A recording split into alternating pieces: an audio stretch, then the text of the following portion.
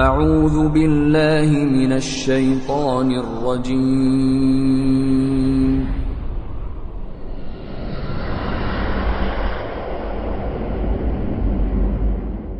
بسم اللہ الرحمن الرحیم یسألونک عن الأہلة قل هي مواقیت للناس والحج وليس البر بأن تأتوا البيوت من ظهورها ولكن البر من اتقى وأتوا البيوت من أبوابها واتقوا الله لعلكم تفلحون۔ اے نبی صلی اللہ علیہ وسلم، لوگ آپ سے نئے چاند کے بارے میں دریافت کرتے ہیں کہ گھٹتا بڑھتا کیوں ہے؟ فرما دیجئے کہ وہ لوگوں کے لیے تاریخوں کے تعین اور حج کے اوقات معلوم ہونے کا ذریعہ ہے، اور نیکی اس بات میں نہیں کہ احرام کی حالت میں گھروں میں ان کے پچھواڑے کی طرف سے آؤ، بلکہ نیکوکار وہ ہے جو پرہیزگار ہو، اور گھروں میں ان کے دروازوں سے آیا کرو، اور اللہ سے ڈرتے رہو تاکہ نجات پاؤ۔ وَقَاتِلُوا فِي سَبِيلِ اللَّهِ الَّذِينَ يُقَاتِلُونَكُمْ وَلَا تَعْتَدُوا إِنَّ اللَّهَ لَا يُحِبُّ الْمُعْتَدِينَ۔ اور جو لوگ تم سے لڑتے ہیں تم بھی اللہ کی راہ میں ان سے لڑو، مگر زیادتی نہ کرنا کہ اللہ زیادتی کرنے والوں کو دوست نہیں رکھتا۔ وَاقْتُلُوهُمْ حَيْثُ ثَقِفْتُمُوهُمْ وَأَخْرِجُوهُمْ مِنْ حَيْثُ أَخْرَجُوكُمْ وَالْفِتْنَةُ أَشَدُّ مِنَ الْقَتْلِ وَلَا تُقَاتِلُوهُمْ عِندَ الْمَسْجِدِ الْحَرَامِ حَتَّى يُقَاتِلُوكُمْ فِيهِ فَإِن قَاتَلُوكُمْ فَاقْتُلُوهُمْ كَذَلِكَ جَزَاءُ الْكَافِرِينَ۔ اور ان کو جہاں پاؤ قتل کر دو، اور جہاں سے انہوں نے تم کو نکالا ہے یعنی مکہ سے، وہاں سے تم بھی ان کو نکال دو۔ اور دین سے گمراہ کرنے کا فساد قتل و خون ریزی سے کہیں بڑھ کر ہے، اور جب تک وہ تم سے مسجد محترم یعنی خانہ کعبہ کے پاس نہ لڑیں تم بھی وہاں ان سے نہ لڑنا۔ ہاں اگر وہ تم سے لڑیں تو تم ان کو قتل کر ڈالو، کافروں کی یہی سزا ہے۔ فَإِنِ انْتَهَوْا فَإِنَّ اللَّهَ غَفُورٌ رَحِيمٌ۔ اور اگر وہ باز آ جائیں تو اللہ بخشنے والا اور رحم کرنے والا ہے۔ وَقَاتِلُوهُمْ حَتَّى لَا تَكُونَ فِتْنَةٌ وَيَكُونَ الدِّينُ لِلَّهِ فَإِنِ انْتَهَوْا فَلَا عُدْوَانَ إِلَّا عَلَى الظَّالِمِينَ۔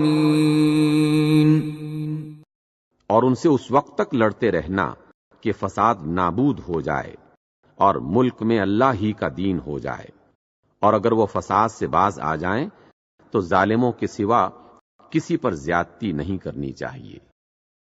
الشہر الحرام بالشہر الحرام والحرمات قصاص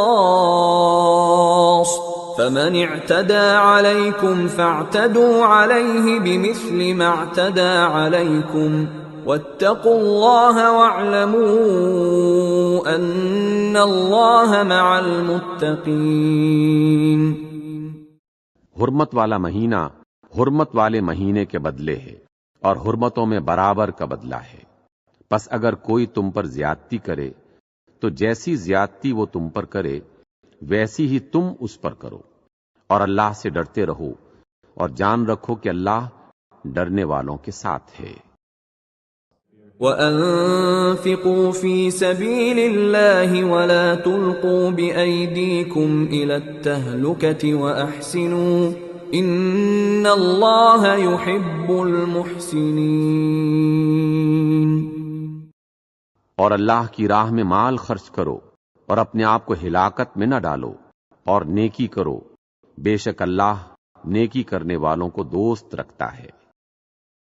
وَأَتِمُّوا الْحَجَّ وَالْعُمْرَةَ لِلَّهِ فإن أحصرتم فما استيسر من الهدي ولا تحلقوا رؤوسكم حتى يبلغ الهدي محله فمن كان منكم مريضا أو به أذى من رأسه ففدية من صيام أو صدقة أو نسك فإذا أمنتم فمن تمتع بالعمرة إلى الحج فما استيسر من الهدي فمن لم يجد فصيام 3 أيام في الحج و7 إذا رجعتم تلك 10 كاملة ذلك لمن لم يكن أهله حاضر المسجد الحرام